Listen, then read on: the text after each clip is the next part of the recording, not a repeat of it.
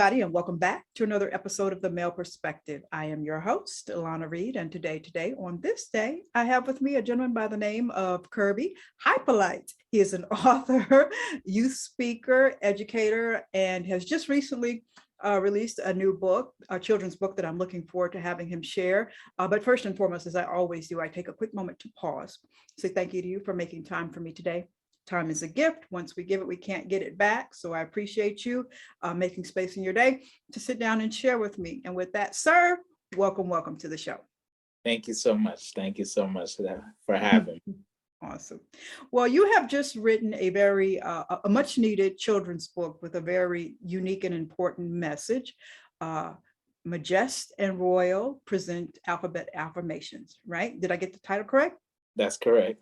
Okay, so as we get started, my first question to you, sir, is what makes a man wake up one day and say, hey, I think I'm going to write me a children's book? Really great question. It happened, I've always liked writing. It never got cultivated when I was younger. My parents are immigrants from Haiti. I grew up in the United States, but they never really pushed me, and I never really found what that art was that I liked, that I enjoyed. So throughout my struggles, I knew I liked writing, but I never got to the point where, I was driven to do it. So years have passed, and married with two little young boys, and so one day we went to the library. Langston, my oldest, he was 3 at the time, and he was already reading books. So we were always at the library getting new books for him to keep his mind fresh and all of that, because he was really into it and still is today, as of today. So I took the two boys to the library. We got to the library, and this was probably the 6th or 7th time we've been to the library. But this particular time I was at the library, and I just started noticing there wasn't a lot of books for young boys, African American, at the early learning stage. Gotcha. And I said, so we got a couple books, we got home. And as I'm reading one of the books, which was a regular ABC book, it was simple. A is for alligator, or A is for apple, B is for this. And I'm like, why is it always the same theme? Gotcha. And I was also thinking, my boys, I like to affirm them and always tell them, they're amazing, they're great, they're wonderful. And I was like, why no one have a book for affirmations? And in that, the light bulb went on, and I said, yeah, well, and then the light bulb said, well, why don't you write it? Like, yeah, because we always want someone else to say, do it. But then we were like, well, I have the resources. I can work. So that night, the manuscript was born. And awesome. It was a different manuscript, but the original manuscript to it was born. So now I had no idea how to even go about publishing it or getting it done. And this was actually about August of last year, when I came up with the idea to write it. So yeah, and then it took me on a journey. Awesome. So there's 2 characters in the book, a boy and a girl. How did you come up with the concept of the 2? Because I'm hearing you talk, you have 2 sons. So how did you come up with the way we came up with the concept, once I decided, okay, I wanted to publish this, it wasn't going to just sit on my iPad. I go anywhere. I reached out to a publishing company, MTE Publishing, locally here in Gainesville.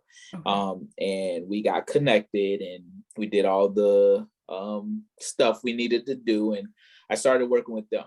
So Majest, whose name is derivative of majestic. And I was like, I wanted him to have a unique name that really resonate with how majestic he was. And Nice. so that's where we got Majest. He is modeled after my oldest son, Langston Kingsley Hypolite. Oh. So his resemblance kind of does resemble my son. If you see pictures, you'll see, oh, okay, I can see the resemblance a little bit, but we modeled him, Majest, after my son. And I like to be fresh, I like to be clean, I like bow ties, and I like all that. So I figured I wanted them, because they were going to be of royal, I really wanted them to have royal roots. And I wanted them, because I wanted the readers, the kids, to see themselves as royalty. You know what I'm saying? My royal, though, the little sister, originally when I first wrote the manuscript, it was just specifically to the boys. I didn't have a female, a young girl version, but the 2 or 3 days later, I did write a girl version. So I had 2 separate manuscripts. So when I got with MTE, we gelled it together, and that's how we created the second character, because we wanted the book to actually encompass both male and the young boys and the young girls. Good move. So we created Royal because of that. And Royal is a little bit modeled after, her look is modeled after just some a vision I had, but we wanted the sibling rivalry. So of course my 2 boys have a little of a rivalry. They are always at one another. So we knew that children with siblings usually have a back and forth thing. So we wanted to make sure that they were siblings, and that's how we came up with Majest and Royal. Awesome. Oh, okay, that's cute. Okay. So the wife, did she have any? Because she's the girl in the family, the only girl. And poor baby. My heart goes out to her. She's the only girl in the house. So did she have any say so in the girl character or the book? And please give her I feel for her. Please give her No, she had a lot of say. So she. My wife, Ayana, definitely, she had a lot of say so, because she supported it all. You know, the good thing was, and she's usually busy. She is an attorney, so she does do that. So a lot of times, I'm just grateful that when I was writing it next to her and I finished it, I was like, hey, I think I got something here. What do you think? And she was like, this is good. Awesome. And I was like, now, so for her to encourage us, to encourage me, and then still support me to be able to go that next step was great. But yes, she didn't have a lot to say so.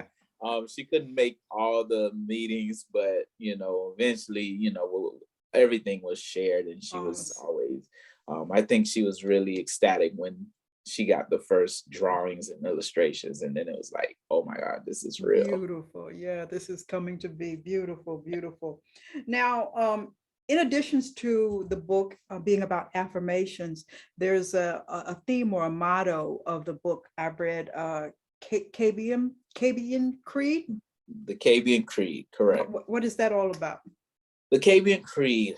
Together we strive, together, we build, and together we help one another. The Kerby and Creed itself is about togetherness.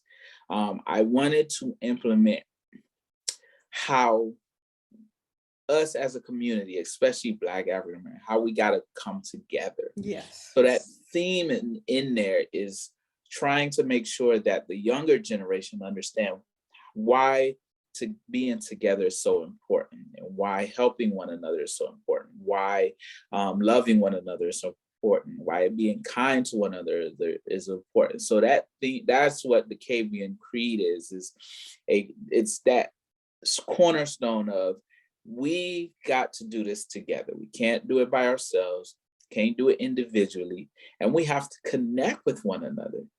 And if we're not connecting with one another, we're isolated from our community. And what we really need as just Black people all in general, no matter if you're Caribbean Black, wherever Black, African Black, what we all need is to come together as one community. And that's where the Kerby Creed comes from. So I definitely wanted that to be a very focal point and a very focal theme in the story, because at the end of the day, I'm not just affirming us, I'm affirming us that we can come together. Awesome. I love it. That's a valid point, because I think, especially in society today, you see a lot of us struggling with mental illness. And I think it is because we're so disconnected and we don't feel like we have either a family member or a neighbor or a friend that we can go to and connect with. And everybody just feels so alone. So to come back and what is the African proverb? It takes a village. We need to kind of restore that and come back together. So that's a very good and very needed theme to have in the book about togetherness. So I love it. Now that you're on this side of the process and you have a finished product in hand, there's always a learning curve. I'm wondering, what have you learned along the way, bumps and bruises that you would say to somebody saying, hey, look, if you're going to write a children's book, you might want to, or you might not want to. Well, I think the biggest it was bumpy, and knowing that I didn't know much of anything. Okay. I think a lot of times we jump into the swimming pool and then we don't know how to swim, so we're kind of like figuring out help. So, the one thing I did really learn from the experience is that there is a standard to having a quality book, or a quality book out there that will be in the right stores, will be in the right places, and look different from someone who's probably just trying to put together a book, Okay. Doesn't mean they can. Just, you go into bookstores, you can tell, okay, this is quality, quality. This is more or less. So there's a standard. I didn't know that there was an actual standard. I thought people just write books and then they go on the shelves. Oh. No, there is bookstores and places do look at certain quality of books and how they place them when you're in the bookstore. That I didn't know. I also learned that there's marketing and promotion and more marketing takes a lot. Oh, yes. A lot. And I'm still working on more marketing and more promotion, and that's why I'm here to market and promote. Majest and Royal present Alphabet Affirmations. Please go get it. I didn't know how important marketing and promoting it was, but I'm learning that is very key for any avenue that you're working in. If you don't promote it well, don't market it well, it's a great accomplishment, but people won't know. Okay? That's right. And then the other twofold to that is, I may look young. I know your viewers may think I look young, but I am a little older. I will be turning 40 next week. Oh, a baby, still a baby. Yeah, still a baby, but I'm an old baby. I don't. I'm good with technology and social media, but I'm only good with like one social media. I got you.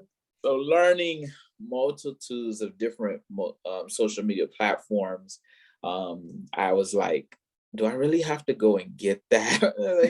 So managing that and trying to understand. So, and trying to figure everything out, learning the learning curve, just trying to understand marketing, understanding the standards, understanding everything, because the Mr. Kerby brand, my ultimate goal is to make sure that it is about writing books, but it's about influencing others. Awesome. And so I want to make sure that I'm presenting a good product all across the board. And so learning all these little different nuances about, how to promote this, how to say this, how, those are things, I've never had to dabble with. And now it's Awesome. like I had to learn really quick and fast. So Yeah, yeah. It's all a process. You're all yeah, growing and step by step, and yeah, you'll get there. You are there. You are there. yeah. Now I'm curious, are there any ideas for Majest and Royal to have future adventures? Yes. Okay. They definitely will have more future adventures. I've already started on 2 and 3, those manuscripts. And eventually, hopefully, I'll partner again with another with the publishing company to get those out in the next year or two. Um, Okay. so there will be more Majest and Royal, as well as there will be 2 books that will be tailored towards young adults, um, or young teenagers or youth, whatever category. One will deal with absentee fathers, Okay. and then the other one will be more playful but there'll be a learning aspect. All my books will have a learning aspect, but when it deals with kids and children, it's always going to be a learning aspect.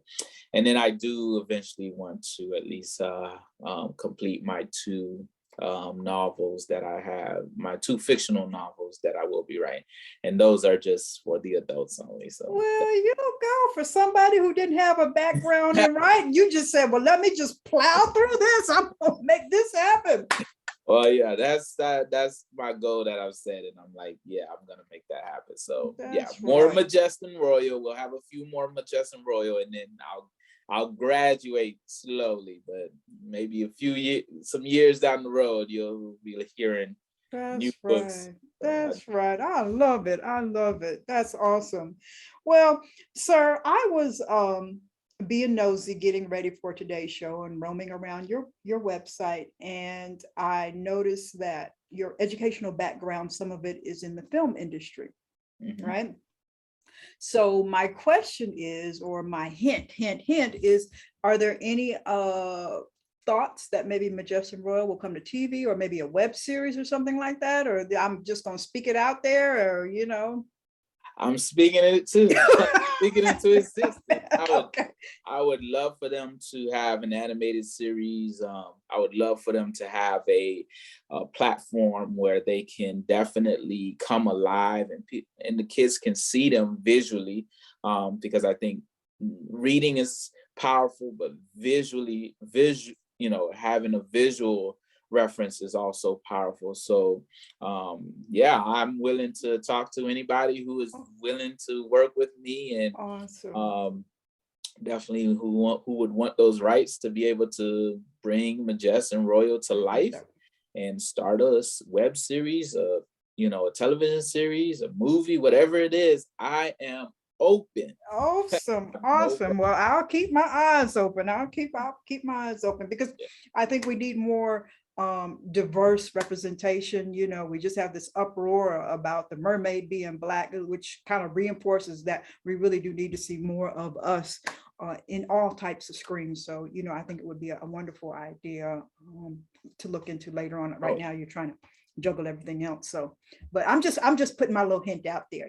I So love it. I love it. Love it. I love it.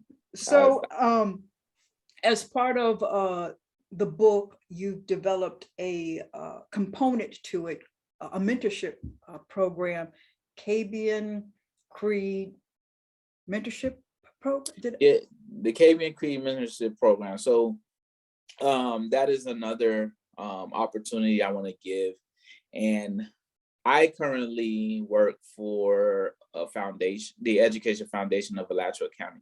And my, day job is to, as a college success coach, I'm working with kids in high school as well as middle school, and we're providing them with resources and information to help them succeed throughout college when they come into our program.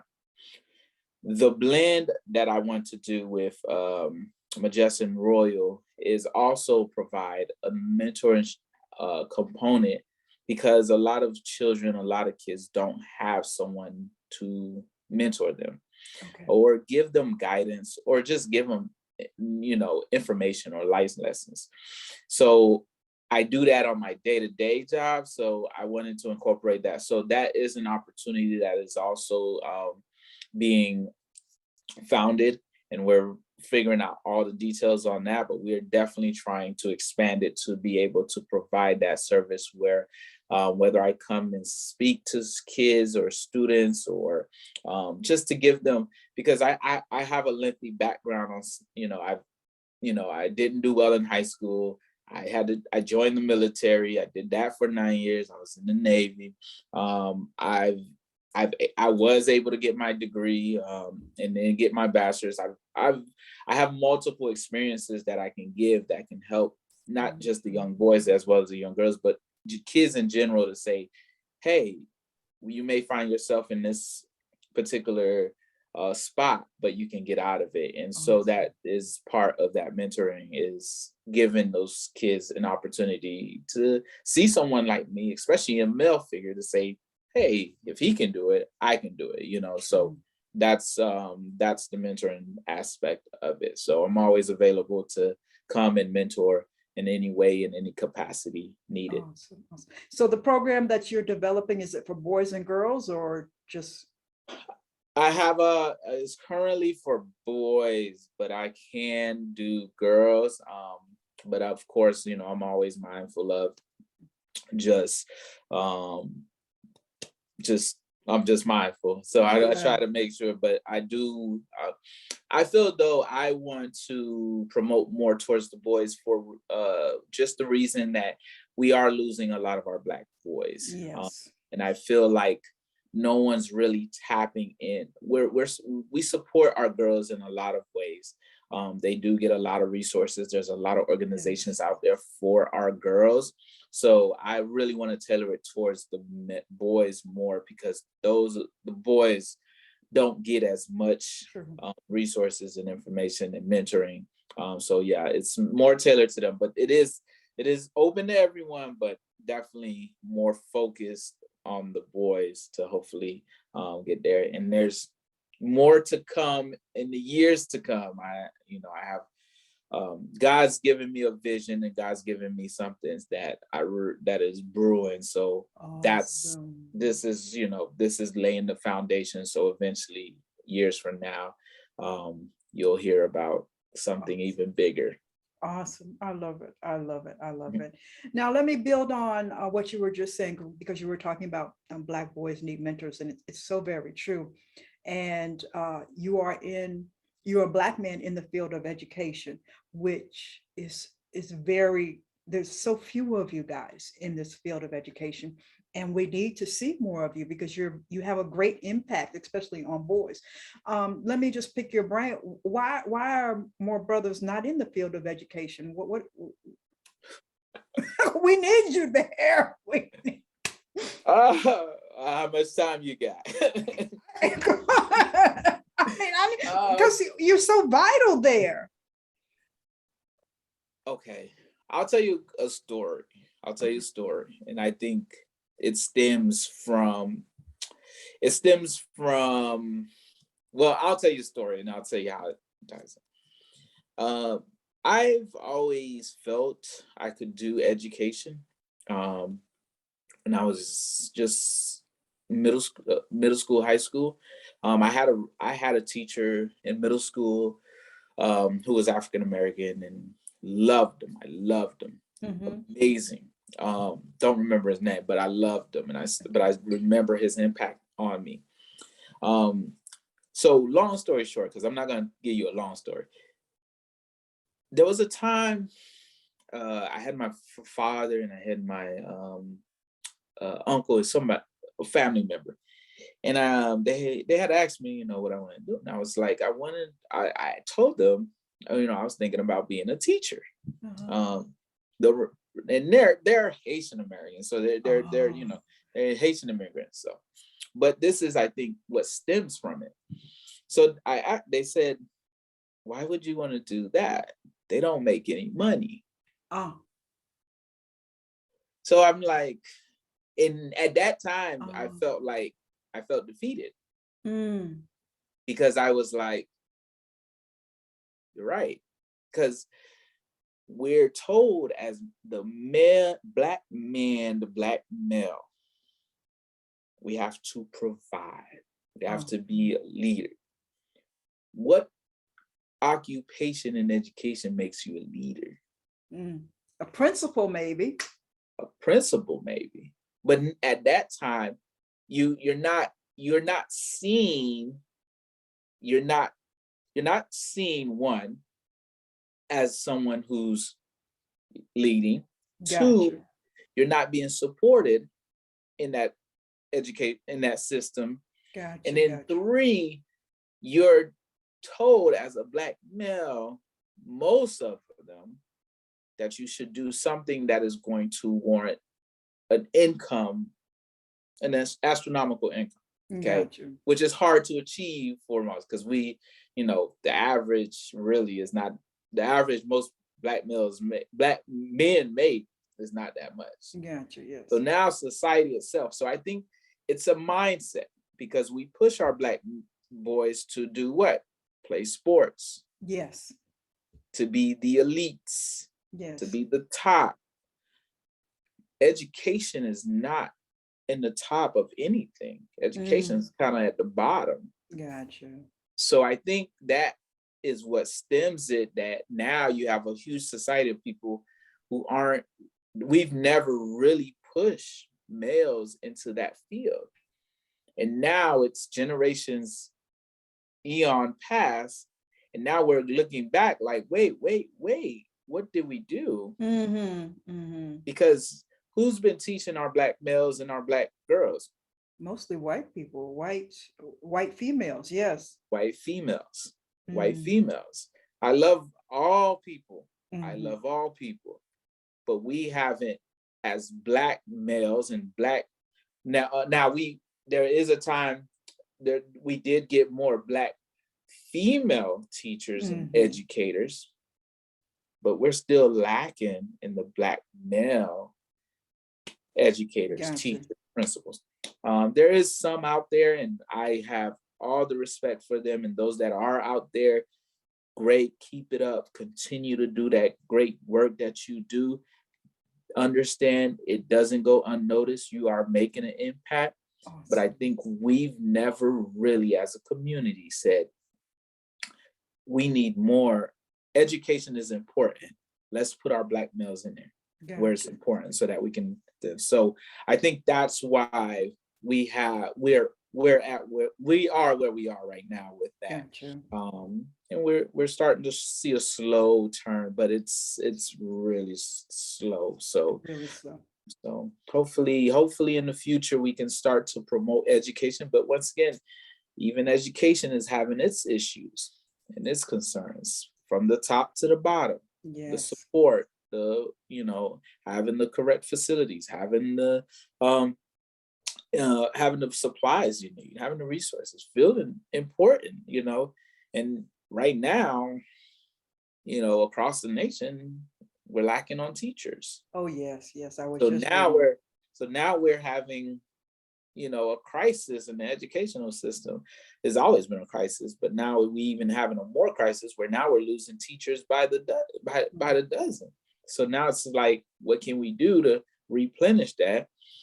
So it's an opportunity for us, but as Black African Americans, we need to make sure that it's not just sports, and education is key, knowledge is key. And that's where we need to put our focus to make sure that our students, so we can't never go down 10 years from now and say, well, why didn't they? It was not they, it's us.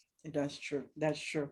And also, I think we need to, as we try to navigate more Black men to the field of education, we need to break the stereotype that brothers can only be gym teachers and stuff like that, because usually there's a stereotyped educational role that they play. And they can teach, my brothers can teach math, they can teach science, they can teach English, and I just think it's good for all races of children to walk into a classroom and say, hey, there's a brother teaching me. I mean, it just has such a very strong impact. And we just need to, some of the points you brought up, saying, hey, it's a viable career, even though it might not be the most well-paying career, but the lifelong impact that you have on others is just so phenomenal that you need to explore that. So I mean, Right. I'm gonna keep my fingers crossed, because I think that is one of the ways that we can save a lot of Black boys, you know, is Yeah. to every day see an adult male in there, because it's more than teaching the lessons. It's a lot of mentorship going on. So Right. my fingers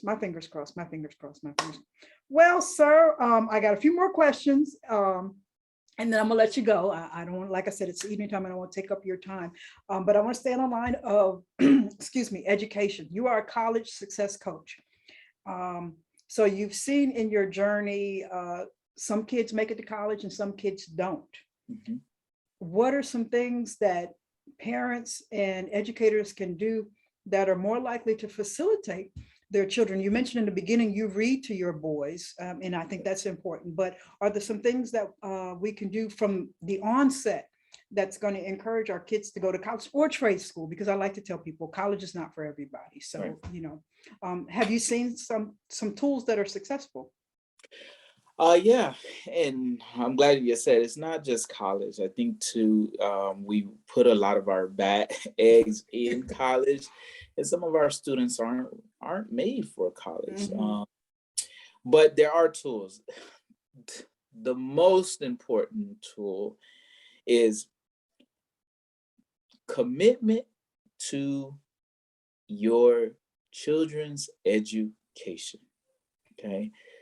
I think as adults or parents, we're lacking the commitment to our children's education. We're letting, so, this is my opinion, but we're letting the kids just run wild. And we're not holding them accountable because they spend most of their day, their time, Yes. guess where? At school. And you're not, that's their job. And Mm. we're not holding them accountable for where we send them to do their job. Mhm. And I think it starts with parents. We have to be more accountable as parents because, once again, like I said earlier, we can't look at that person on why you didn't teach my kid, why you didn't do this. They're doing the best that they Mm. can. But you also have, I think we have to also play that part from the onset, because if they see how important it is to you, then it becomes important to them. Mhm. But if you don't see it important, then they're not gonna care to do it because mom and dad don't care. Why should I care? And I think we have to shift the focus because we're asking 9-year-olds, 10-year-olds, 11-year-olds, 18-year-olds, even 17-year-olds to be adults and figure it out. You're going to school, figure it out. Okay. Mm. And that's a problem because guess what? They don't know how to I figure don't it out. know. They're not at that capacity yet to be able to figure it out. You're the parent that's responsible for helping them figure it out. So that's where I think first and foremost, we have to be more involved as parents in their education, and we have to hold them accountable for their education when they're going to school. What are you doing? Let me see your lessons. Let me see your homework. Let me see this. I'm Gotcha. not saying you got to know every subject and help them with the subject, but you got to you got to be on them to know, I need to know if you, and then have communication with those teachers. You Gotcha. know, that's a big thing. You got to communicate with the people that have them all day. I mean, if you have a babysitter watching your kids and you're going out, most of the time as a parent, you're texting and saying, is everything Yeah, you know.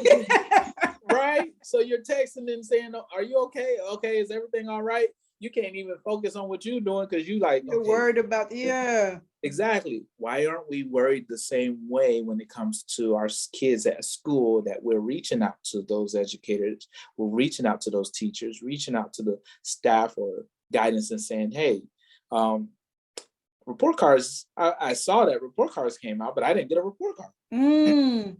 Like, so we have to be more in that aspect where we're definitely on, and we're holding ourselves to a higher standard to be able to say, I want to make sure not just college.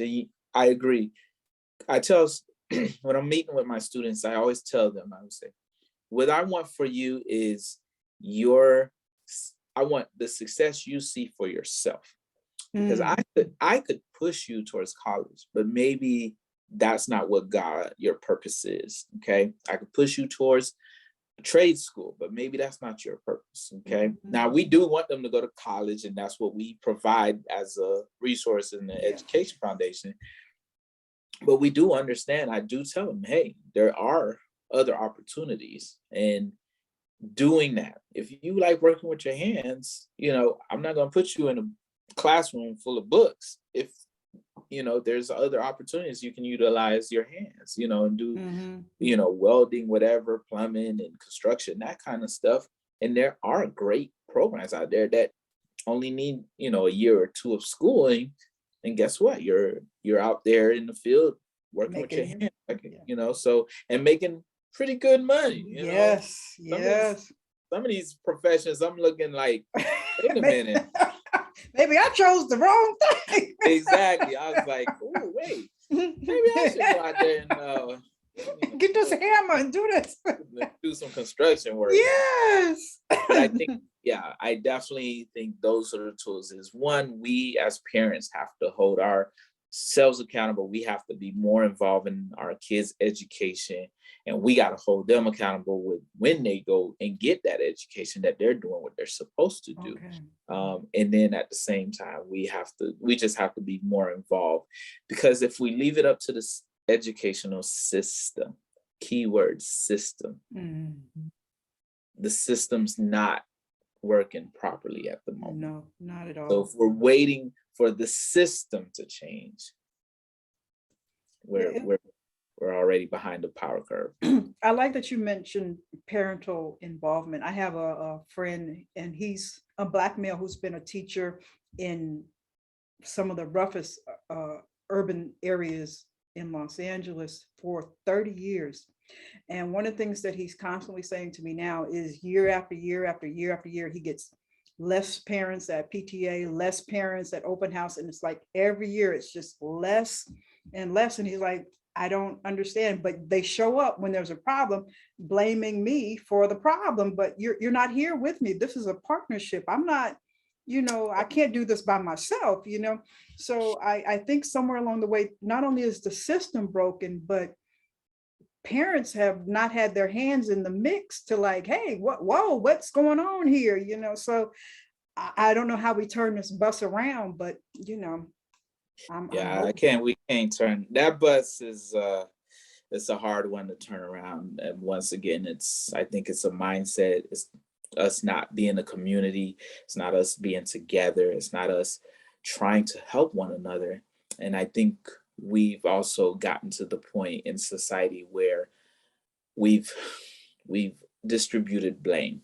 And I think we're so easy to distribute blame elsewhere versus looking inward to say, you know what, I have to do better, and I have to be involved. And I think that's a key reason why the parents aren't involved. And this isn't for all parents. There's plenty of parents who are involved, and we appreciate them. We know that they are out there doing the sacrifice and doing everything they can to make sure that their kids are getting the education and holding them accountable.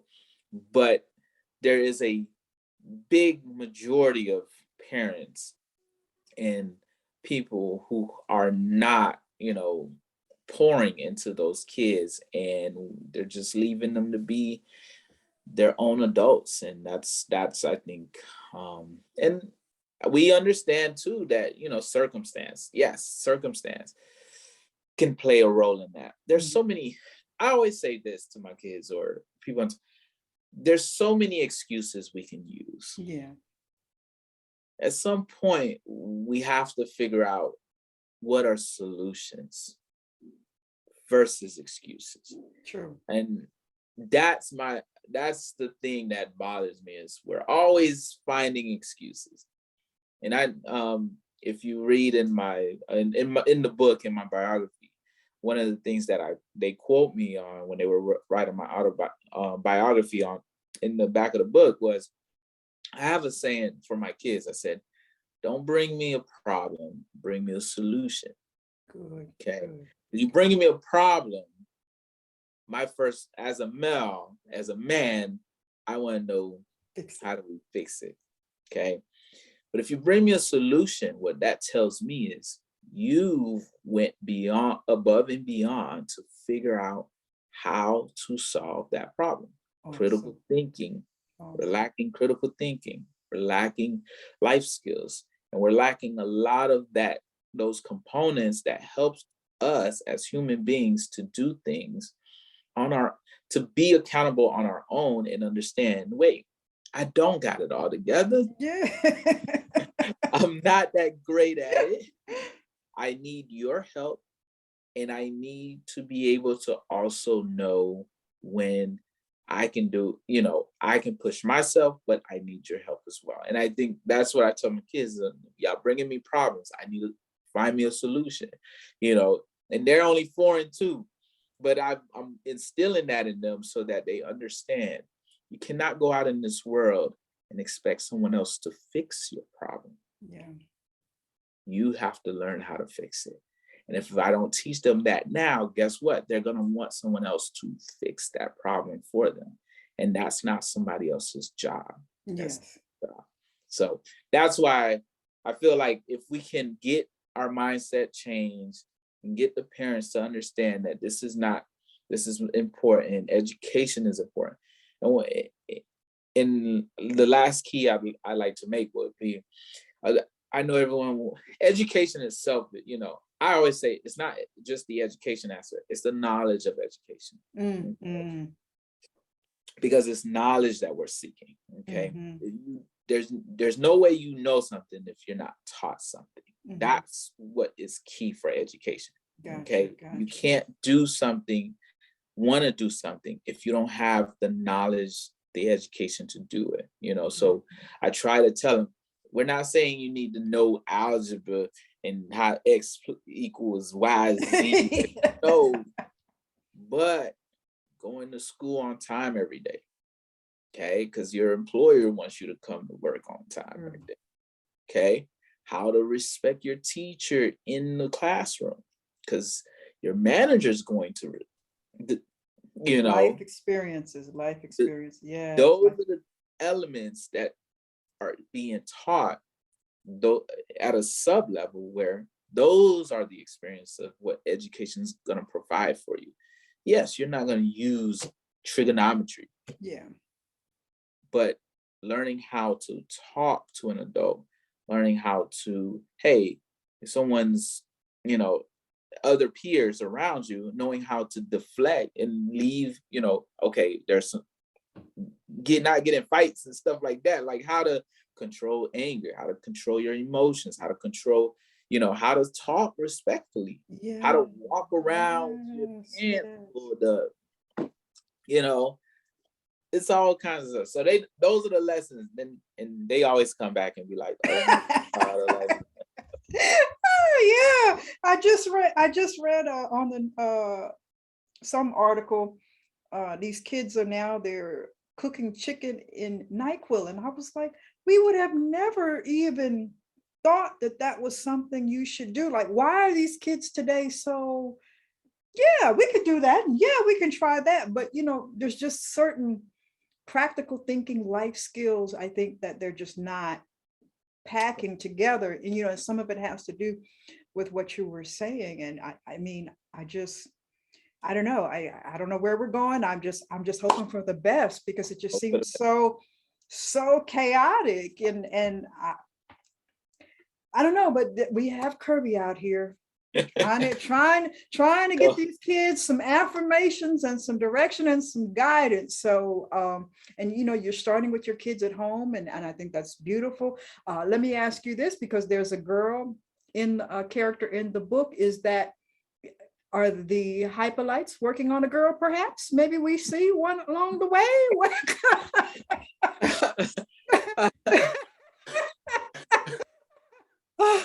Okay. Oh man. You know, Auntie Lana got questions, you know. All right, we've had the discussion. I'm all right, buddy. Thank you. Had the discussion, and what we're going to do is wait another year and see. Okay. I'm inclined, well, my wife's inclined to have another. I'm more like, no. So these things are expensive. Yes. And I'm like, it's two of us against two of them. We can, if we get another one, then we're outnumbered. I also tell her, I need Jesus to come from heaven, let me know that it's going to be a girl for sure. Because I thought the second one was gonna be a girl, and I got a boy, and I'm glad for him. But I'm like, I need to know it's going to be a girl. No. But we will look at it in the upcoming year, next year. We have a lot going on. So we've been blessed, but we have a lot of other things going on. So, and we want our boys too to kind of get to a good age, and then we'll revisit that. I'll keep my eyes on Instagram to see if anything happens. And my last question: How are the boys adjusting to Dad being the author? They're adjusting really well. They love it because they always ask me to read the book. They love reading. I mean, I can't show it to you, but they have a whole bookshelf of books, and we always try to keep tons of books in here for them. We let them definitely go outside and read a lot. So they don't really get they do get TV time and screen time, but not a lot of it. And if they are, it's usually, the little one, he's in love with Coco Melon. But the other one, he likes Gracie's Corner. Shout out to Gracie's Corner, because that is fire. I'd be listening to Gracie Corner's like, oh, okay. Like, I like be hitting. I'm like, oh, Gracie. Now you know you're a parent. Now you know you're a parent. Right. Yes. But they're definitely adjusting well, and they're very happy about it. And the other one, the oldest, is already asking me when I'm gonna write another book, and I was like, hey, of course I'm already writing another book. So they are adjusting real well. They have no problem with books. As long as they see a new book, they want it. So they like. I love it. I love it. From I was a childhood reader, so it just opens up, so much possibility for you, and a world that you possibly don't get exposure to or an opportunity to see. It lets you know, hey, this is possible. Hey, this is possible. I saw it on these pages right here. And, so it's beautiful. So keep them in that. It's just so empowering to be a reader. Sir, I have taken up too much of your time today. I'm going to ask my random question, and then I'm going to ask you to tell us how we pick up the book and how we connect with you, possibly book you for a mentorship program and all of that stuff. And if somebody needs help trying to get their knucklehead kid into college, we can reach out to you. So let me ask my question. Let's see what we got. Name a song that you know by heart. Name a song that I know by heart. I know quite a few songs by heart. I think I'm an R&B head. I'm a hip hop head too. I love my Wu-Tang and Nas and all of that. There you go. But one song I can probably sing heart for heart that I've done, only because I do it at karaoke all the time. When I do get a chance to go to karaoke, is Usher's 7 o'clock. Usher's Usher's song.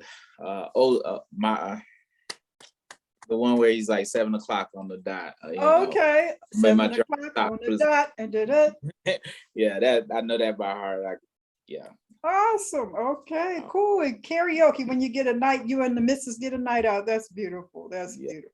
Well, so tell us how we pick up the book, how we connect with you, and all of that good stuff. All right. Well, the book is definitely available everywhere books are sold: Amazon, Barnes and Noble, as well as available on Nook. You can also go to my website, www.mrkerby.com, to get an autographed copy of the book. and I will definitely ship that out to you. Also, you can follow me on Instagram and Instagram at Mr. Kerby1, and on Facebook, Mr. Kerby, just Mr. Kerby. And that's how you can follow me as well as get the book. And I'm always, and you can go through my website for any information, updated information, as well as send me a message, and I can get back to you immediately. So however you want to reach out to me about the mentor program, about the book, just go through the website, Awesome. www.mrkerby.com. Okay.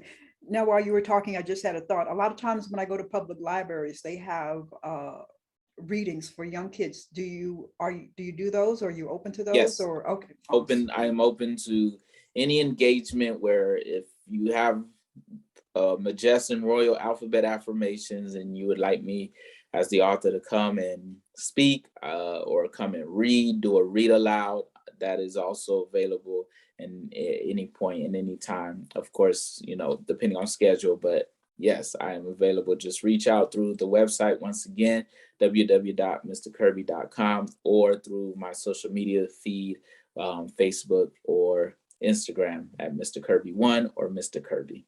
Awesome, awesome. Well, sir, from little old me, I am so proud of everything that you are doing, from being a man, from being a father, from being an educator, from being an author. It's amazing and awesome, and just continue to grow and blossom. You said you got some things that are in your head that you're working on. So I'm gonna keep on, just looking and seeing, okay, what he got going on now. And maybe in about a year or two, I'll see Mrs. got a baby bump or something like that. I'm putting it out there. We got to get this girl in there. But just keep on being amazing and wonderful and being an example for the community and beyond. Just keep on being amazing. Thank you so much. And thank you for having me, Ms. Reid, and look forward to doing some more. Awesome. Awesome.